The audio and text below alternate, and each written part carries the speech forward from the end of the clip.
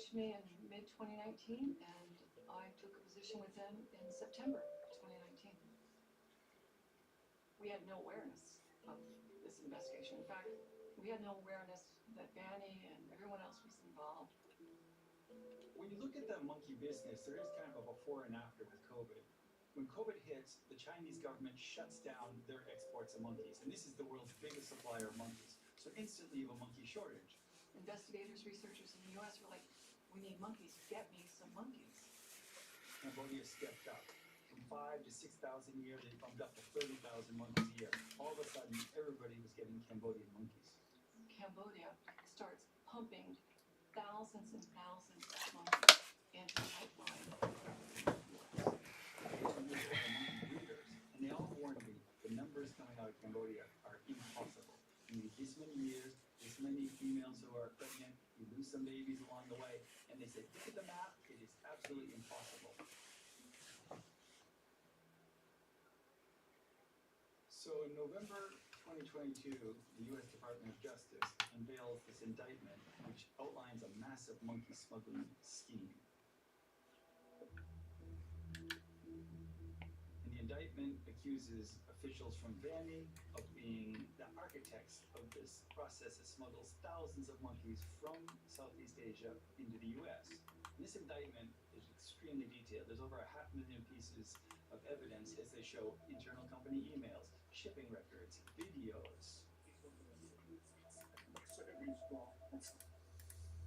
The monkey business in the U.S. is multi-billion dollars a year, and the people buying them are companies like Charles River Labs, which is based in Boston, huge company, $12 billion market cap. Or you have Worldwide Primates, company down in Florida, decades of experience, and Notive, another company that is a monkey buyer and seller. It's a huge business, but it's a small club. There's only 4 or 5 big players in this. And it's thought that Worldwide Primates and Notive were extremely involved in this Cambodian shipments. And they've both shut down their shipments, and they've been able to resource to other parts of the world. But it's pretty clear that when the monkey boom was in its height from Cambodia, these were the 2 companies that were benefiting.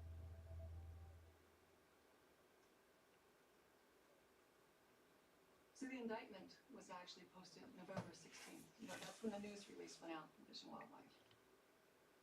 The individuals listed on the indictment were all foreign nationals, and so there was no way that U.S. officials could arrest them until they're actually on U.S. soil.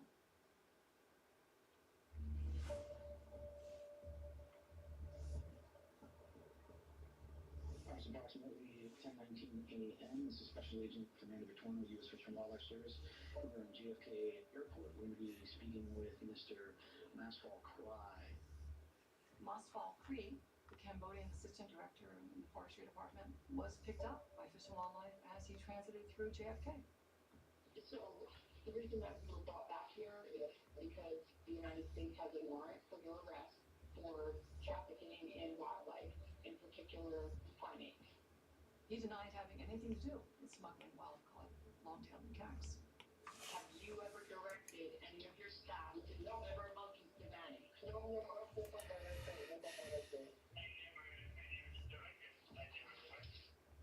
You were delivering wild monkeys to the farms, and we know that. No. Yes. I'm not going to entertain you continuing to lie. I never thought this would actually go to trial.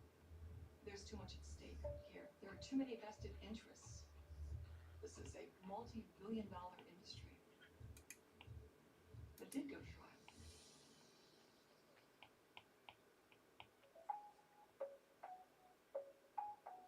Why does this business model work? Because it's virgin space. Never been done before. And it'll never be done again. When you step back and you look at something that's being golfed through institutions as being the way it has been for 53 years without change. In 1993, I stepped back and said, okay, this is not right. It's doing the same old Groundhog Day. Everything's the same. Players are a pass-through entity. They're not getting any equity built in that day. Once they're done playing, they're out. I thought, that's just not right. When you have to build a sustainable model, you need to have these players, the world best, the best of the best. You need to give them equity into the future. You need to give them a vision of where they need to go Middle East and Africa. Vibrant resources and high-yield investment opportunities abound. Join me on Horizons Middle East and Africa for the stories, newsmakers, and insight from this exciting region. Now weekdays, only on Bloomberg. Bringing you up-to-the-minute financial news whenever and wherever it happens. I'm Michael McKee at the Federal Reserve, and this is Bloomberg.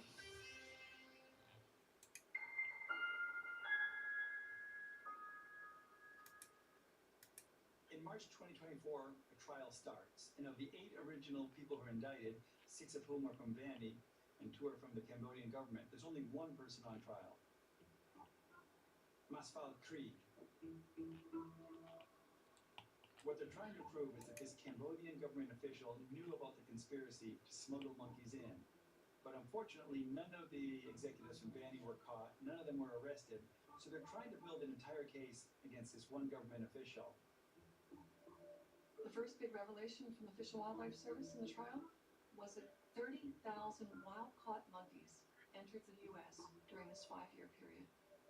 This was the first time that we were finally going to see action being taken. Our director of primary experimentation was sitting in the courtroom. I had another staff member sitting in the courtroom.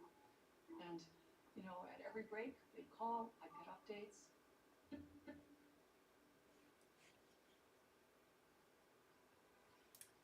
The prosecution called several witnesses. The informant, Francis Young, multiple Fish and Wildlife agents, and they also called an expert on long-tail macaques.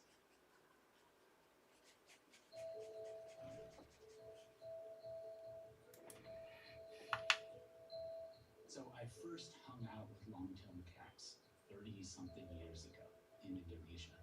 And I sat in the midst of a group of about 40 of them. And I sat there almost 3 days. And that first interaction really struck me because they had these incredibly complex, amazing social lives, sort of moving around, hanging out together. I was approached by a Fish and Wildlife, by our legal team, and asked if I would be an expert witness at the trial. They wanted me to talk about the range, distribution, endangered status, just about monkeys in general, and also they wanted me to talk a little bit about what does it mean to get wild and captive monkeys if you get them mixed up. So this chart was this annual birth and growth rate at a particular set of breeding facilities in Cambodia, this Vanny Bio column here. They showed it to me and they asked me, okay, here's how many monkeys they had. Here's how many monkeys they were sending out each year, and here's what the population looked like from year to year. And I looked at that and I was like, huh, something's wrong here. They were getting rid, that's exporting, more monkeys than could have possibly been born in that group. So if you're exporting more monkeys than could have been born that year in your group, where are those monkeys coming from? Either other facilities or the wild. So the most interesting thing to me was not the prosecution, who I sort of knew what they were going to ask, right? That's fine, that's easy. The defense, on the other hand, spent most of their time trying to paint me as a radical conservationist, unable to do good science because I'm such a crazy monkey-hugging person. Is it true? No, I would not hug a monkey. Their hands and feet are covered with feces and urine, and the last thing you want to do is have them on you.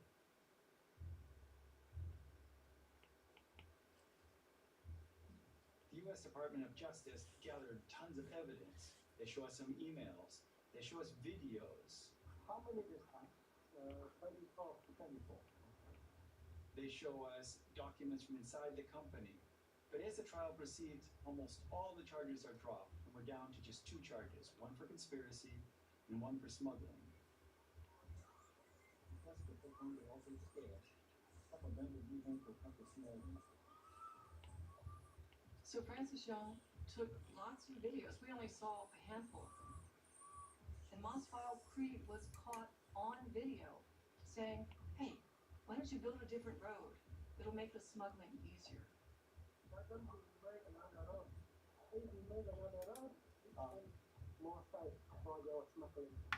But I think the most compelling piece of evidence in this was the fact that Fish and Wildlife was able to establish this chain of a wild monkey all the way from Cambodia to the U.S. by having their informant mark the crate that contained the wild monkey. And when that monkey landed in JFK, Fish and Wildlife agents were then able to identify it as the marked crate containing the wild monkey, even though the paperwork said this was a captive monkey. Defense said, show me a document that has Mossfall Cree's name on it that also is connected to wild monkeys. Everyone did their closing arguments. The jury went off. They came back. They asked some questions.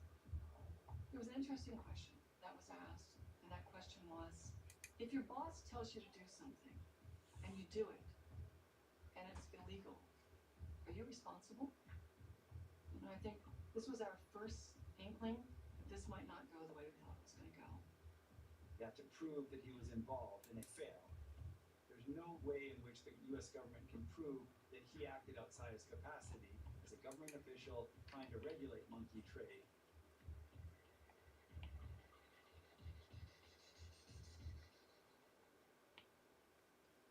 And then the verdict came back. Cree was found not guilty. I fully expected them to get a conviction, and I was very surprised when the case resulted in an acquittal.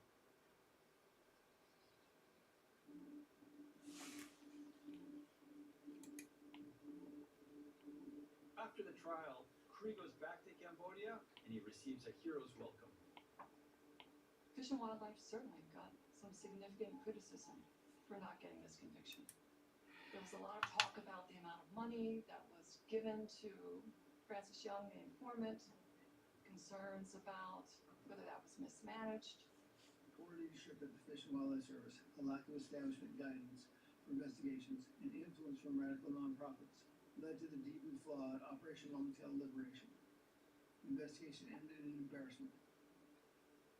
Despite the fact that the defendant was found not guilty or acquitted, I think this case sent a huge message to the monkey business because they had been getting away with all sorts of dubious practices. It was an open secret in the monkey business that illegal monkeys were coming from Cambodia. The case shined a spotlight on this rather dark world, and despite the fact that nobody went to jail, it's not going to be as easy to smuggle monkeys. It wasn't really, for me, about that individual defendant. It was about a system, right, of monkey laundering, of taking monkeys from the wild and getting them to the U.S. While Cree's hands might have been on the tap, it is the U.S.'s demand for these monkeys that is draining the forests. For me, the real places to ask questions are the people with the money, the folks here in the United States who are buying the monkeys. They should be much more ethically and scientifically aware than they are. And they are some of the main ones involved in bringing monkeys in from around the world here to the United States. I don't think this is over. There are 7 more indicted individuals who the U.S. is waiting to bring to trial. And what this trial really did was show that this is happening. Wild monkeys are being injected into the U.S. biomedical industry. And that has huge consequences. And prior to this case, no one ever spoke about that.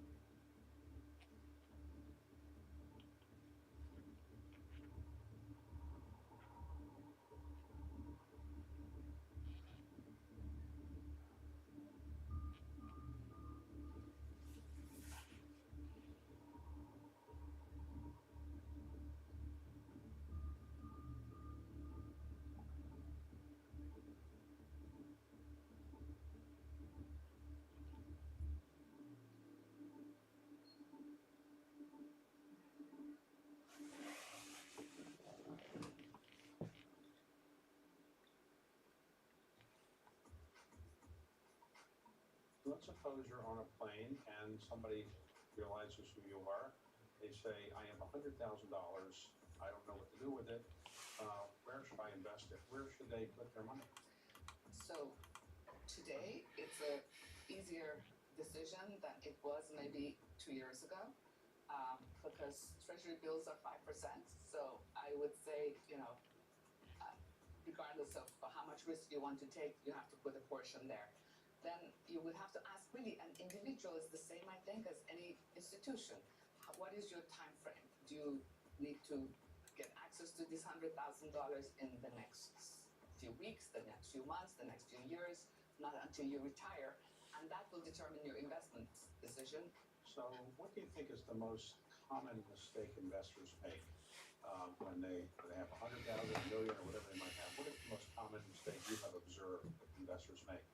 I would say hubris and thinking you know more than you do, because every decision that you make has many, many layers. So as you're creating your portfolio, look at the risk as well, not just excited about the return. What's the best investment advice anybody's ever given to you? Continue to learn about innovation in whatever you do, because that is where it's not exciting, that's where returns will go.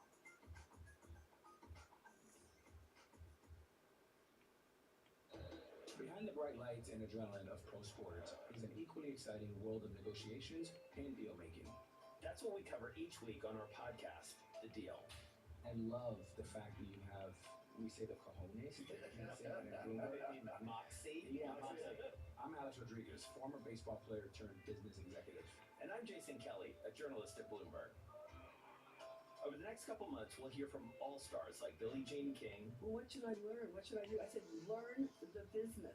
Jay Williams. You're the asset, but how do you become the principal? Paul Rabel. We're going to be the league of digital, and that's why you're going to invest. Adina Friedman. I definitely am competitive.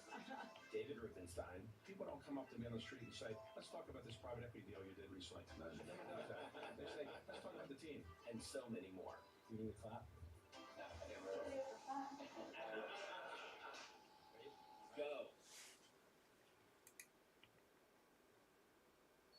Asia is at the forefront of some of the world's biggest stories. I'm Sarah Young in Tokyo. And I'm Heidi Stradwood here in Sydney with the trading day begins. We're here in the center of all the action to get you set up with the numbers, news, and knowledge you need for the day ahead. The demand is indeed recovery. We've been waiting for this moment. The opportunity of a century. Join us on Bloomberg BHF Trade. Weekdays only on Bloomberg TV. Context changes everything. US tech is influencing global markets. Technology is driving business across Europe. Companies in Asia are betting on tech. U.S. jobs numbers are released. Bloomberg has the report under surveillance with crucial data and expert analysis at terminal speed. Nobody covers Jobs Day like Bloomberg.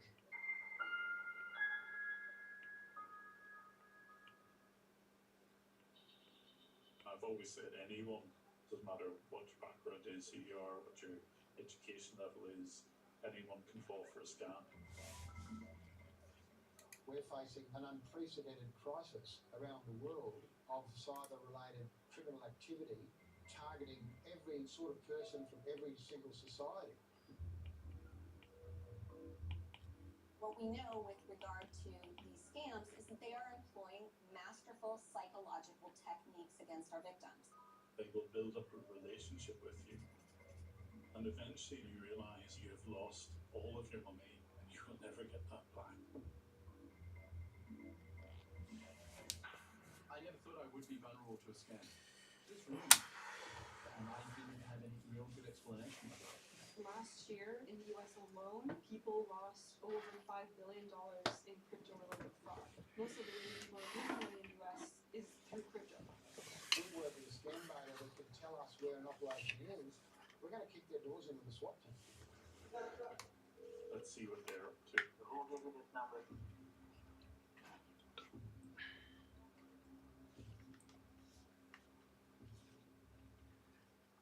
Hello? Hello? Hello? Yeah, hi sir. My name is Carolina Fernandez. I'm calling you from the Microsoft. Oh, hi, Priya.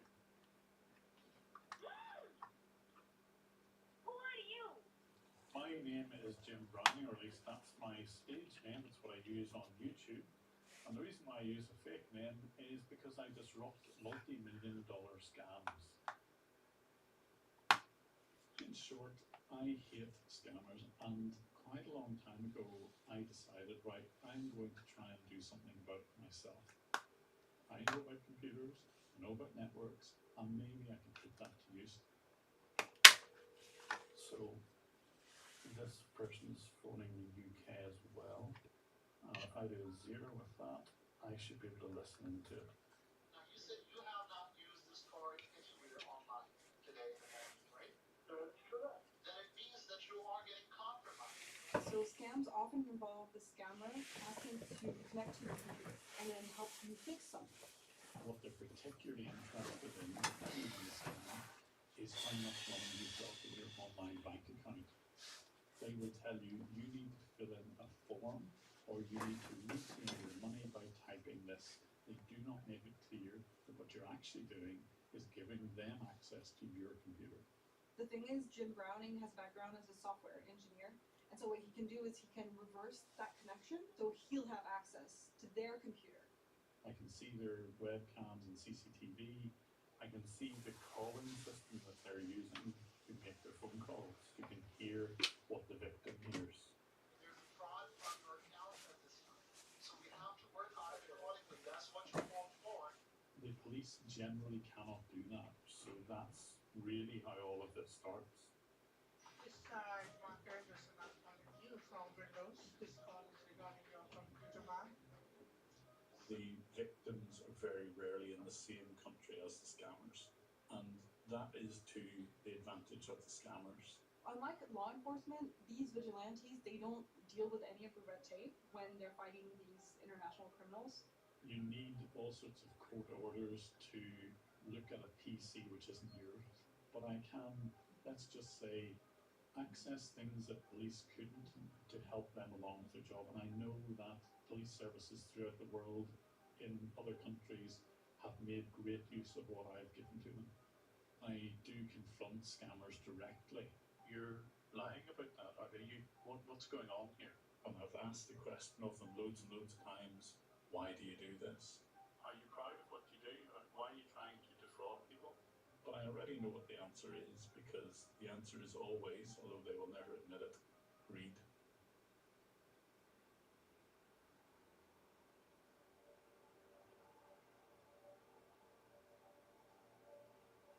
My name is Beer, and I've came to Dubai to change this life that I've had. We had this whole image of Dubai to be the land of opportunity, so we saved some money for me to come to Dubai. And when I came, reality hit so hard, and turned out that you can't find a job easy. Eventually, I've heard about an advertising job.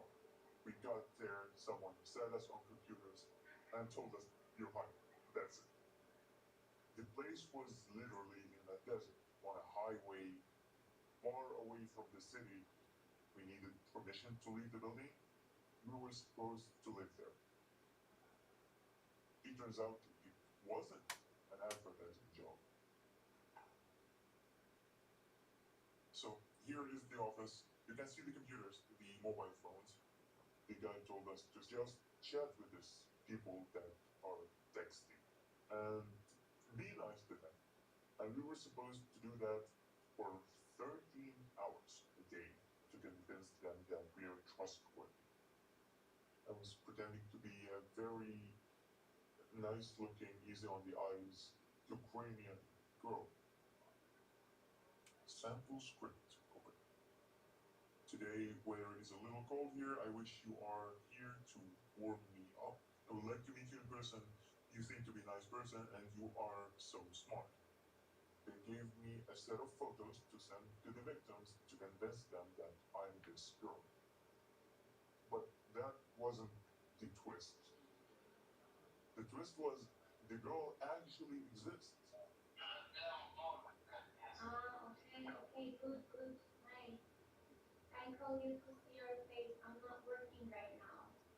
whenever a victim decides that, hey, I want to see you, you're so beautiful, I need to talk to you, we take the phone to the model and tell her, hey, this guy wants to talk to you, here's his name, say this or that. Nice to see you. I will message you WhatsApp. Okay? Okay, thank you. Bye-bye. Gracias. Then start slowly but surely introduce the cryptocurrency, the fake cryptocurrency.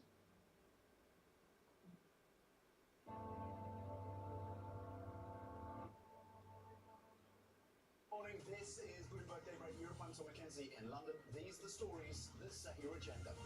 Taking you from the U.S. market's close to the overnight session in Asia. We'll walk you through what you need to know to kickstart the European trading day.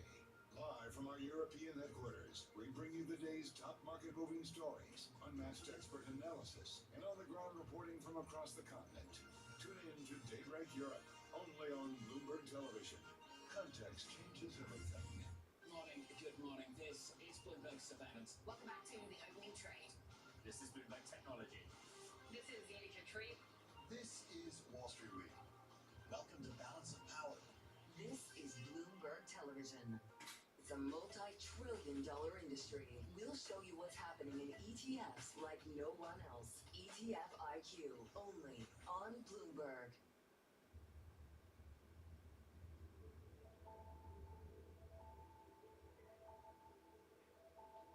We know that the actors behind this massive national security issue are organized criminals. They are known criminals, known gangsters who've been sanctioned by the United States. It's only growing and it's only becoming more entrenched. And that's because they've specifically chosen locations where they can continue to do their dirty business without government interference. A lot of Chinese criminal syndicates used to operate in Southeast Asia, and they still do, but there's been some crackdown in that region, and they've started to take advantage of other regions and expand. So we've seen some of their operations expanding in Africa and also in the UAE. One of the reasons why Dubai is so attractive is that the whole city kind of runs on cheap labor that comes from Western Asia, Southeast Asia, Africa, who can easily get a visa and then start working on construction sites or your everyday service job. After a week from my arrival, it was beyond just obvious it's a scam. It was just morally not right. I didn't feel that it was right to stay there, even though I would probably end up homeless. I didn't have any goal, I didn't have any motives, I just wanted it to stop. I knew the right guy to contact. I was reached out to by a guy who called himself Beer. It's a fake name, but he at that stage could not trust me, and I didn't know I could trust him either. Almost every day I talked to him, it was just, be safe, you don't have to do this if you feel in danger. This is a very risky job to do. If they caught him doing this, he knew that he was likely to be punished severely, if not killed.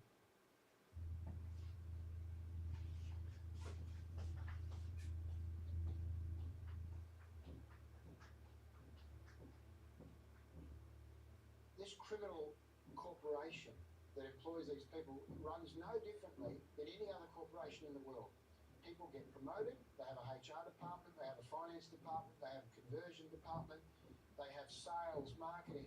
So it really is a criminal corporation that uses all the same strategies as a real corporation. It's like clockwork. They don't stop. They just have people running 13 hours a day, 2 shifts covering the 24 hours, 7 days a week, thousands of workers. The recruiters actually reach out to people who are not UAE residents, mostly from India.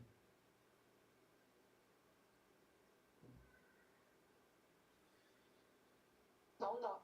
드디어 나의 차례다. 지금 티켓을 까볼까 봐가지고 지금 어떻게 들어가야 될지 보안님 저 어떻게 들어가면 돼요? 아, 네 지금 티켓을 놓고 와가지고 이 중요한 날에 네. 他说这个绝对不能忘记，明天出门的时候一定要带。我说好，不用担心，我一定会记得。我忘记带了。可是问题是12点半要发放鸡排，是粉丝就是提供给我们了200个鸡排，所以要一起发放给大家。有这种活动嘛，就是很感谢，还是真的很感谢。뭐 이상한 거 못했어 왜? 걔만 이게 뭔데? 뭐야? 내가 말하고 있잖아. 이게 뭔데? 이거 뭔데? 아니 이거 걔만 치어리더가 취하고 준 건데. 아니 뭔데? 이거 귀엽잖아. 이 이쁘다? 아니 보면 안 돼. 아니 보면 안 되는데. 이거 너무 잘 보이는데? 일부러. 아 일부러. 그리고 나 술도 어제 분명히 잠옷 입고 언니 배고파. 이랬잖아. 아침에도 그랬지. 배고파. 근데 오늘 나 혼자 나가는 건데? 너네 왜 있어? 너무 감사하잖아. 우리도 나와야지 그래도. 맞아. 있어. 잠깐만 왜 이거 하나 다 붙이고 있어? 나는 없는데 왜? 아 이거 그거야 오엠자스의 표시. 나는. 아니 이제 와가 나는 누구 있어? 너는. 일단 붙여줄 거야. 알았어. 그럼 이제 나눠줘야지. 어떻게 나눠줘야죠? 订阅了。我最后3篇的日子是什么时候？我是有看昨天直播，我那个留言。昨天直播17天。错了，你好。好。OK。我第一次来的时候穿的比基尼的颜色是。可是 OK 对，订阅多久了呢？订阅刚刚。 아니 잠깐만 방금 전에 했다고. 어떻게 지금 방금 전에 할 수 있지? 응? 订阅多久了呢？有。订阅多久？多久2月没有订阅。2月。不对，一个礼拜吧。小弟还在发疯的时候。什么时候？용차! Let's go! 오케이, go! 아니 근데 우리가 먼저 갈 생각을 해야지 이렇게.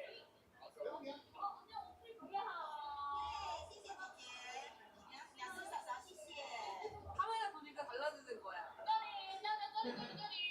언니, 내가 너 봤어? 이 사람을 데려오란 말이야.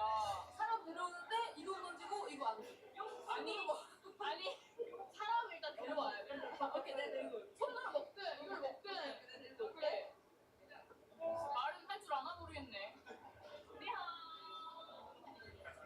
Go, come on. Go. 팀의 지파이 go. 돌아갑시다.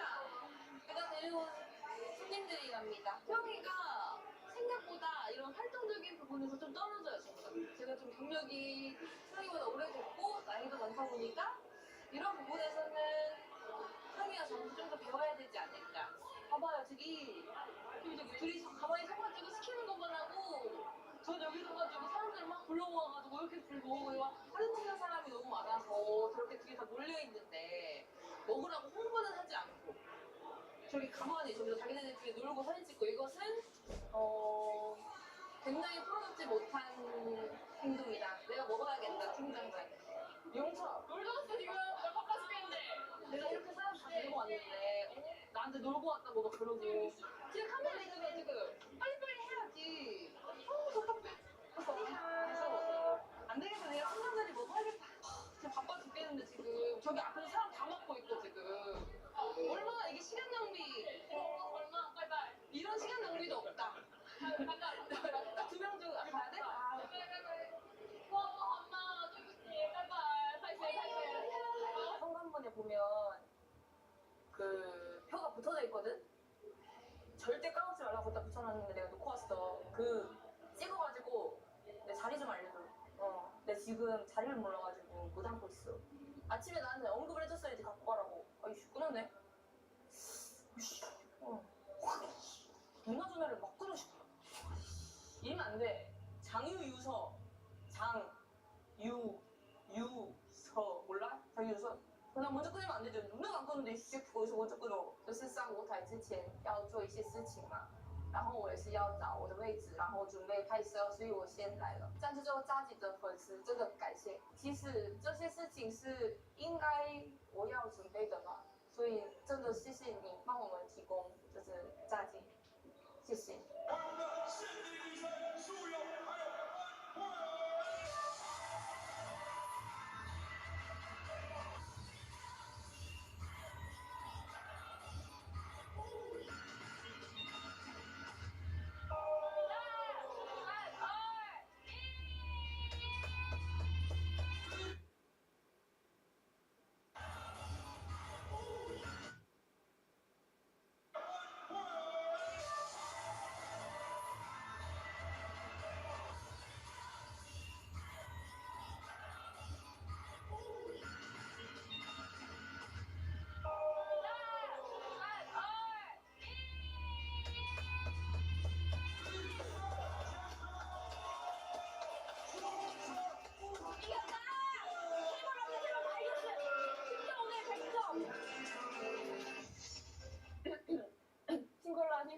싱글라. 아, 어떡해. 아니. 깜짝아. 야, 심장. 저똥, 빈빈. 저똥. 감히 사장. 아, 싱글라. 아, 어떡해. 아니. 깜짝아. 야, 심장. 저똥, 빈빈. 저똥. 감히 사장님을.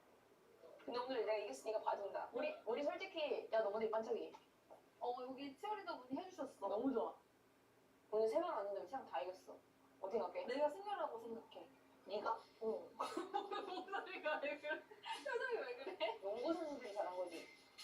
그건 맞긴 해. 너무 잘하더라고. 너무 잘했어. 올 때마다 다 이겨. 그니까. 아니, 그 심지어 내가 지금 목이 나갔어. 목이 나갔어. 계속 잘했어. 꼴대 막. 계속.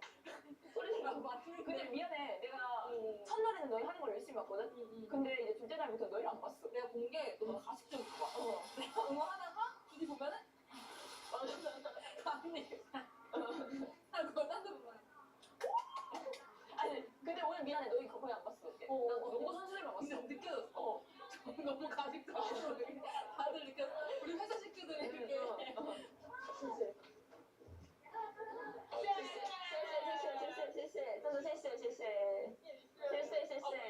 진짜 많이 했단 말이야. 그래서 찐찐 잠깐 저걸 자꾸 해.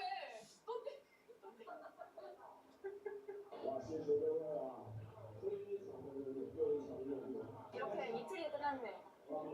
진짜 아침 직업이 3만 900원 걸렸죠. 근데 이 이틀이 이렇게 끝나니까 뭔가 아쉽기도 하고 근데 내가 제일 잘 즐긴 것 같기도 하고 그리고 선수분들 너무 잘해주셔가지고 경기가 너무 재밌었어. 나는 다이슨 짠성 계속 할 거야. 재미. 34年 34年 응원 수영. 오케이. 갔다 올라. 나 이제 밥도 가져올게, 베이비들. 밥 갖고 올게. 기다려. I'm a Barbie girl in my Holly hole. I'm saucy, on the saucy, in the secret hair, in the hair, every Asian, on nobody. 오늘 이겨서 굉장히 기분 좋아 지금. 굉장히. 그래서 오늘은 애들이 제일 좋아하는 러차를 먹이려고 합니다. 그리고 탑에서 수에겐 깡깡 가링와 서비스 생겼어. 우리 다이슨 짠성 이긴 거 어떻게 하시고 받아주세요. 그리고 아주머니가 서비스를 읽어주셨어요. 얼려 먹으면 맛있대. 엄청 많이 셨지? 와 길어 러쳐다. 여러분 영창아 왜 꺼낸 줄 알아? 용초. 아니 아까 이거 팬분이 이거 주셨어. 이게 뭐야? 방송 우리 이제 살찌는 편집팀 살찌는 거 미쳤어. 이거 소영이 거 저한테 자꾸 살찐다고 하는데 제만 때문이에요 이거는. 너무 맛있겠다. 술은 2개, 2개, 1개. 맞아.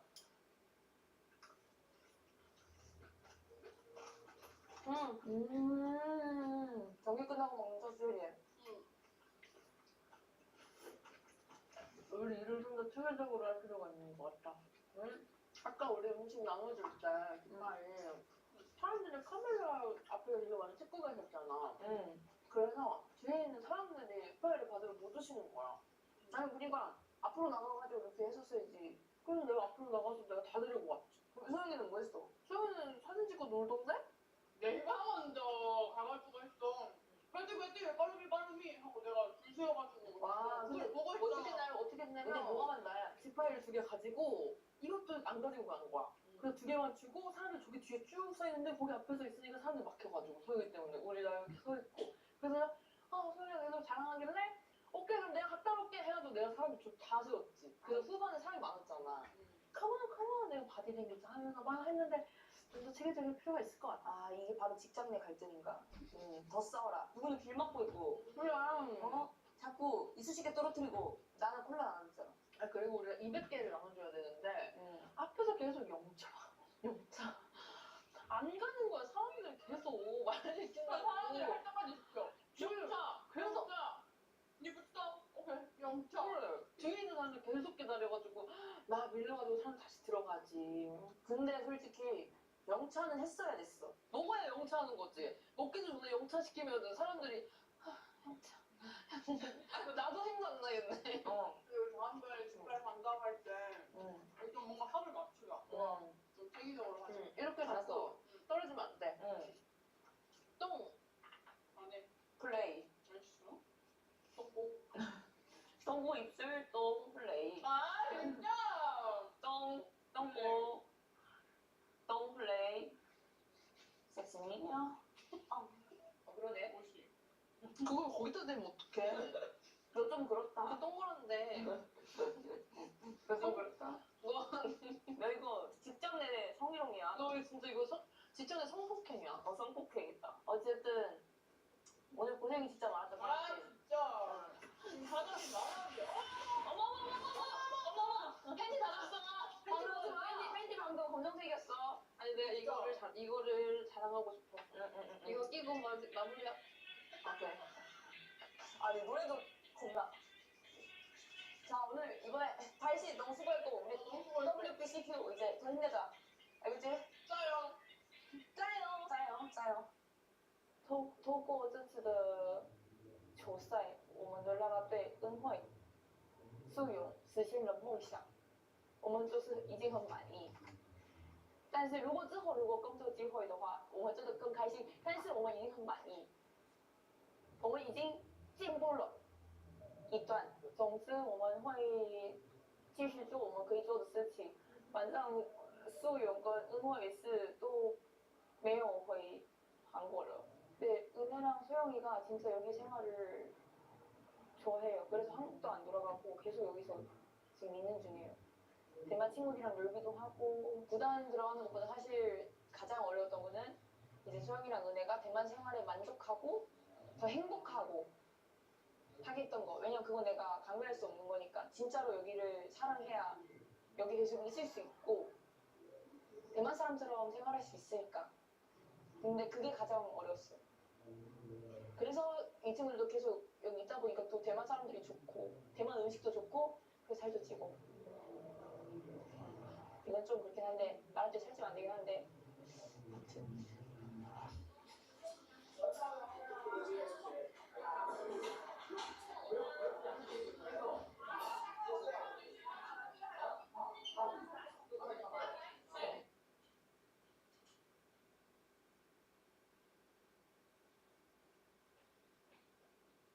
知识是这样，我其实蛮少的，我只吃一种粽子，但我忘了是哪一种粽子。但我先问一下，到底比较干的粽子是哪一边的？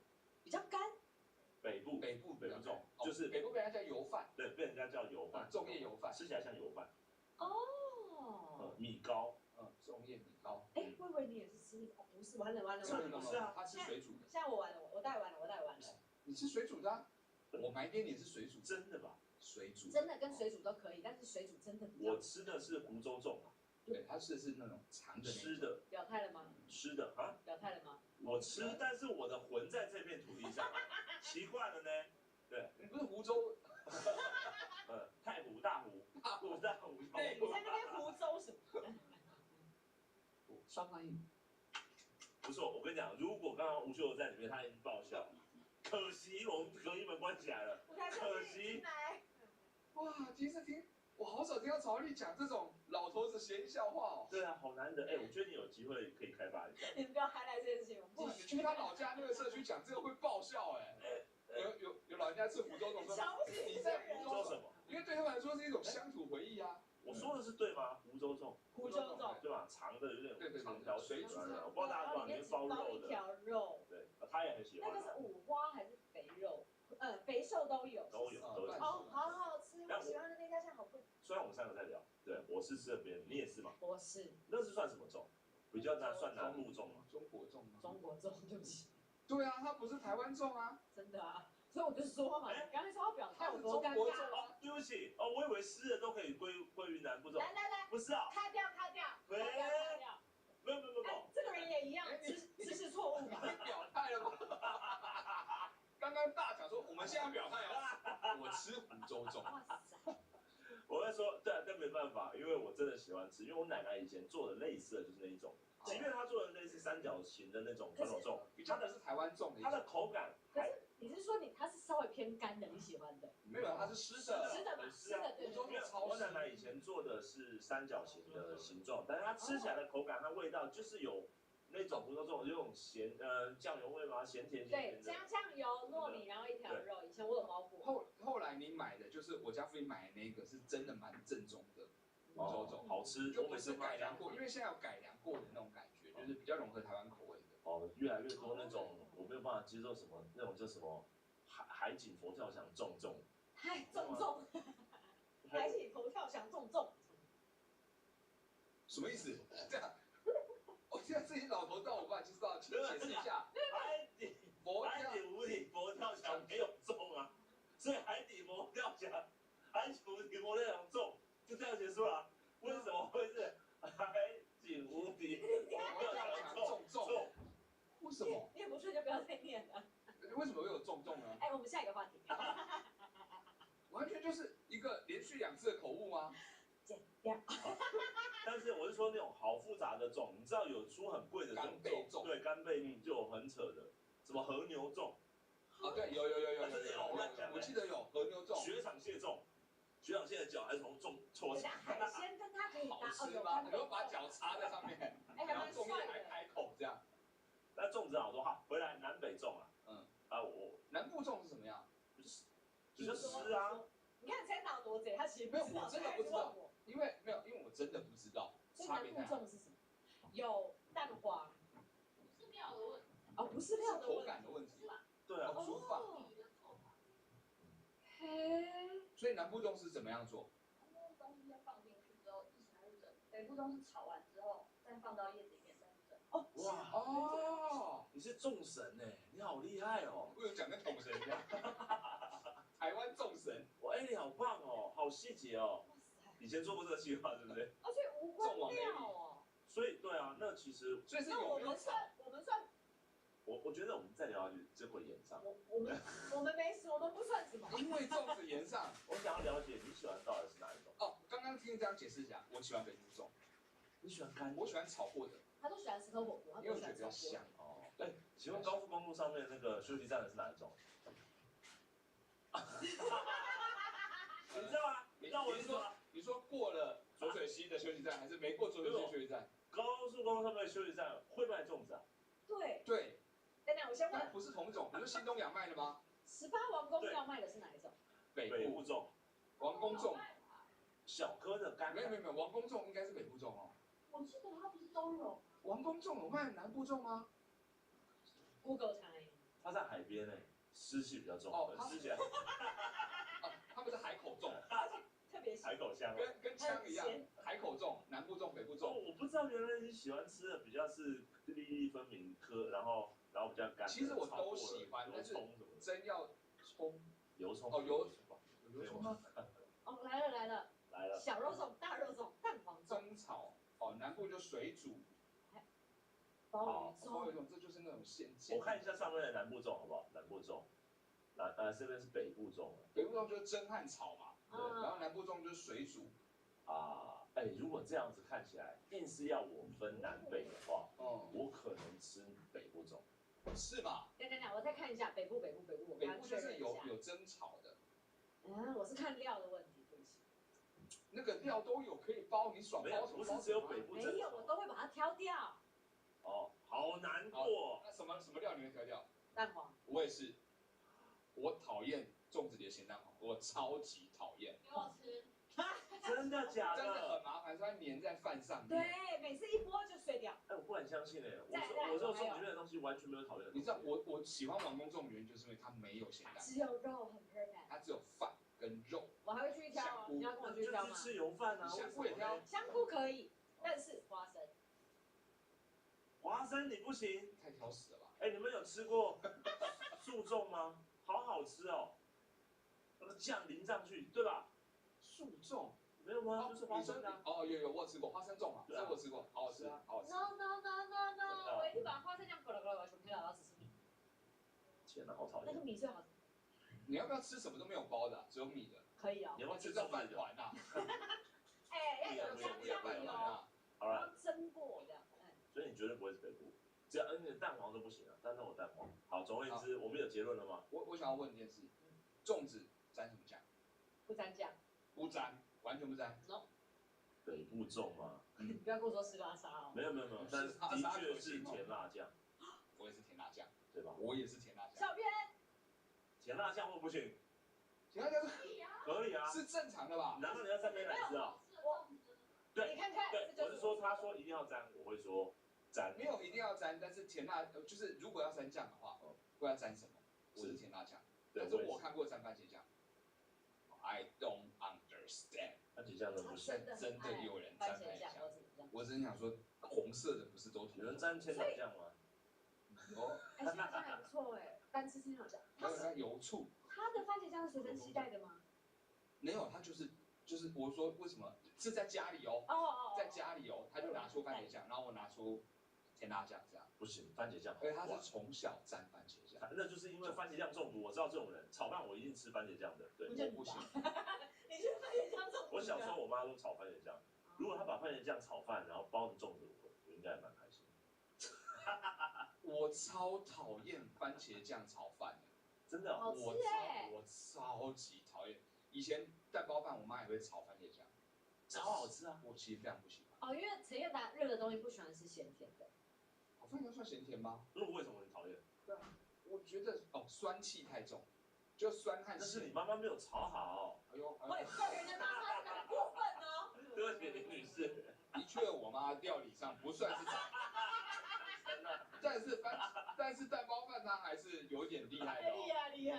但是我就连外面卖的，就像景美那边有一家在卖蛋包饭，台式蛋包饭，我就很没办法。所以我喜欢日式的蛋包饭，因为日式的蛋包饭里面不会用番茄炒，它里面就是白饭，所以我很喜欢这样，就酱在外面，然后里面白饭蛋包。那你可以接受番茄酱炒饭？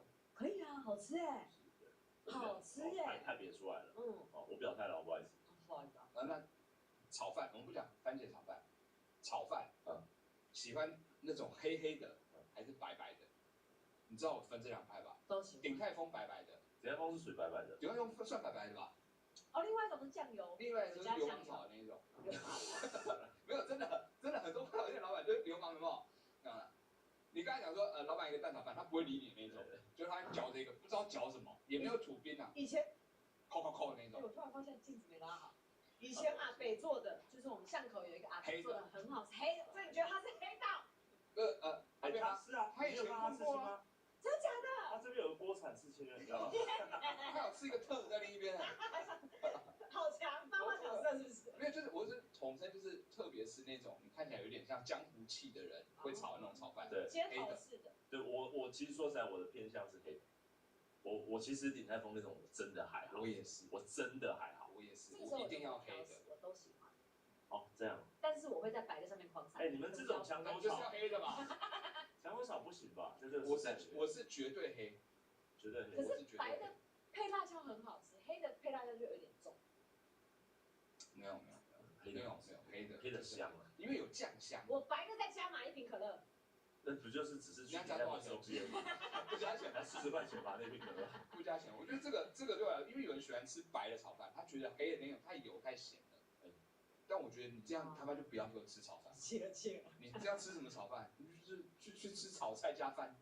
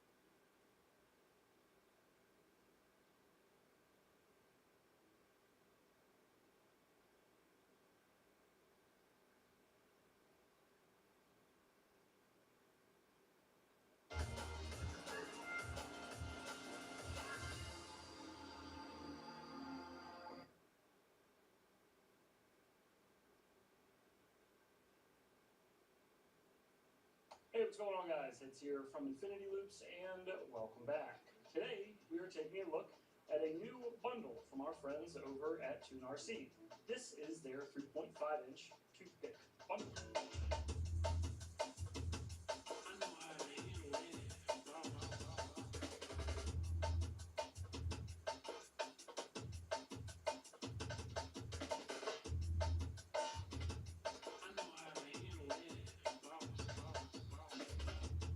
This new 3.5-inch kit from TuneRC comes in analog as well as digital. Today we are going to be using the analog TPU canopy. Depending on when you see this video, the price of this quad could be anywhere from $130 or on sale as low as $99.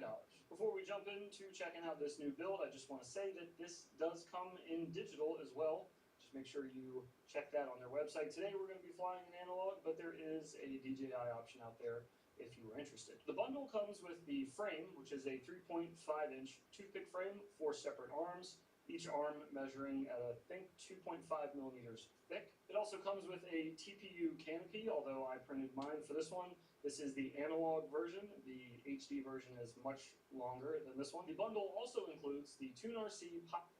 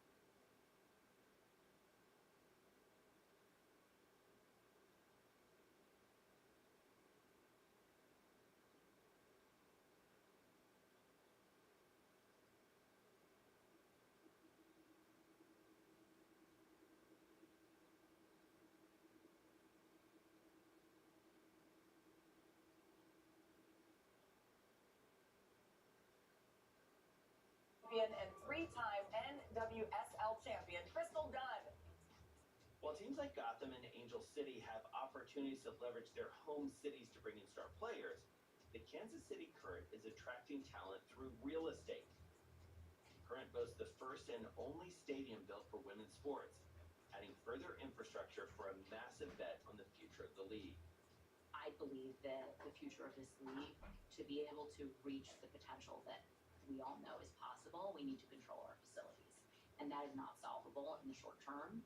And we need to create strategies and tactics to build coalitions in local markets to be able to figure out how we do that. And I think each market is going to look a little bit different.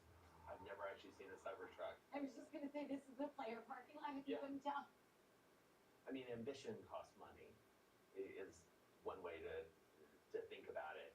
How do you think about the sort of levers that you need to pull on the revenue side, essentially, to fund the ambition? That's a good question. I think the players also recognize we're on a long journey, and like we need to crawl before we walk, before we run.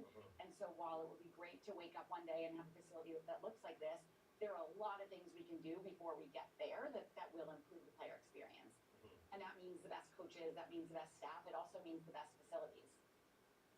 We're really thinking about it as a venture investment where it could go to zero. We feel pretty confident it's not going to, but it could also do this. And we're really thinking about this as hockey stick road potential. And so that takes a group of like-minded investors to say, what do we need to do today to set us up for that hockey stick road? That outsized growth requires a quantum leap in audience and attention to the league. Finding a global audience may be a solution, but attracting international eyeballs is ultimately dependent on the NWSL recruiting the best players in the world to play in the United States.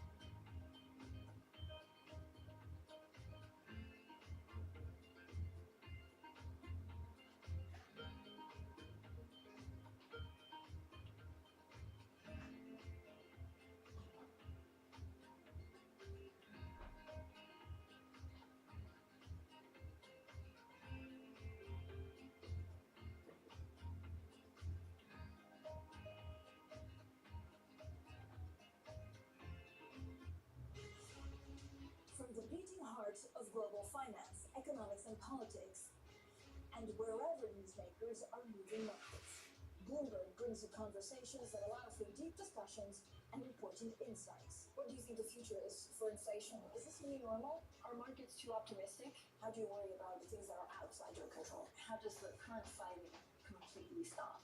I'm Francine Lacroix, and this is The Pulse, every weekday only on Bloomberg. Bringing you up to the minute economic news whenever and wherever it happens. I'm Jennifer Zapasaka in Luanda, Angola, and this is Bloomberg. Bloomberg Surveillance covers the latest in global markets and the political events that influence your world. Join Jonathan Farrell, Lisa Abramowitz, and Anne-Marie Hordern, only on Bloomberg. Context changes everything.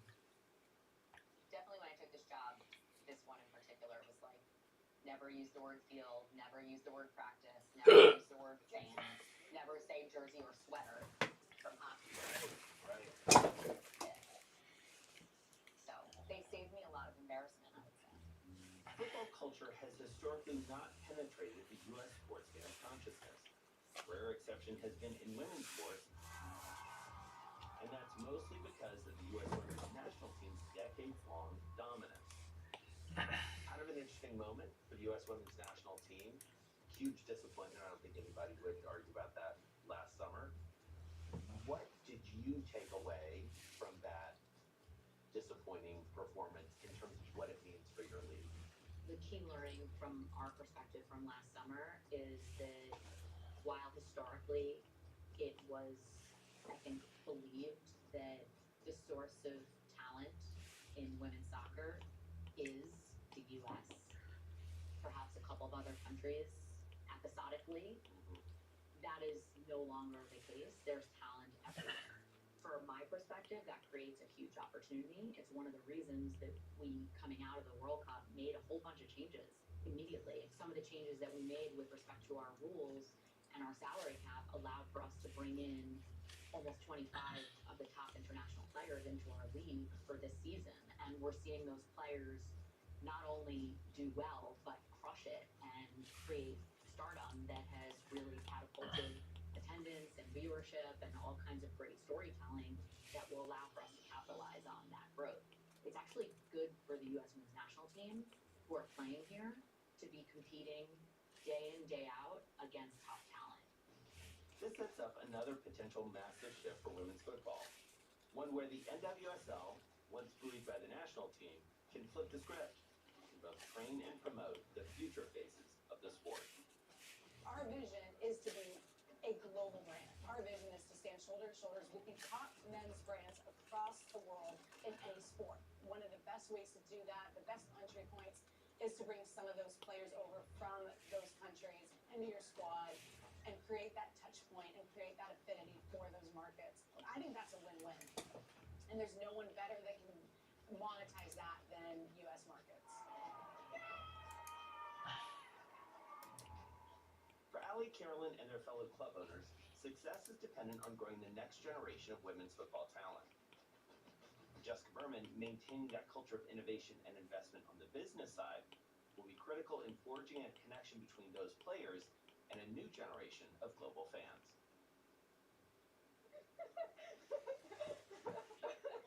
We call it Zoomy. I think she recognizes that this is not just another job on a resume. This is a moment to truly change the trajectory of sports and to change the trajectory of how we think about men and women in society. And that feels like such a, grandiose thing to say, but I think Jessica recognizes this moment. It was actually my son Andrew, who's a huge soccer fan, and he was showing me that the men's teams were starting to promote the women's teams in Europe, but he was like, I don't know how it's going to resonate when they just throw an F on the name. Like, if you're someone, he said, if you're someone who cares about women and investing in women, don't they deserve their own brand? He was starting to identify just like the basic societal inequities and how the rest of the world thinks about women, and that really allow for me to believe and know that our league is uniquely situated to really be the tip of the spear in helping people to rethink investing in women for women.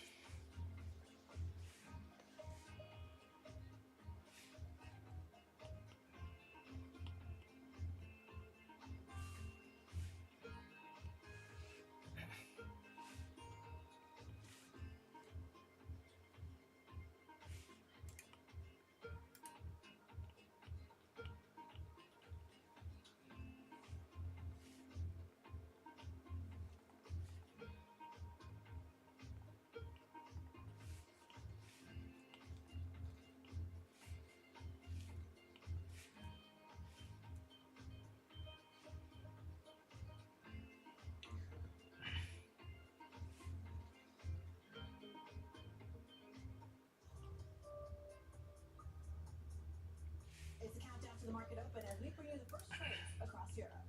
We'll debate the most important stories and what will drive the big investment decisions throughout the morning. I'm Guy Johnson. I'm Preeti Gupta. And I'm Anna Edwards. Join us every weekday morning for the opening trade, live at 7 a.m. here in London. Only on Bloomberg. Context changes everything.